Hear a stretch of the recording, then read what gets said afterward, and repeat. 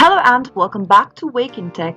Today I'm gonna be showing you how to redeem your Genshin Impact gift card online. Watch the video till the end and don't forget to subscribe to our channel by hitting that subscribe button. Press the notification bell so that you'll never miss another upcoming upload from us. To redeem or use your Gensin Impact gift card, you can follow these simple steps. Start off by opening up a web browser and type in the official web URL for Gensin Impact, that is gensin.mihoyo.com, and press enter. You can also open your Gensin Impact game on your device, and once you're inside this page, click on the official site button at the top right. Soon after you do that, you'll end up in this official site. Make sure to log into your Gensin Impact account by clicking on the login button at the top right. Once you're logged into your Gensin Impact account, click on the redeem code button available at the very top of the screen. Now, in the pop-up box, go ahead and select your server, enter your nickname,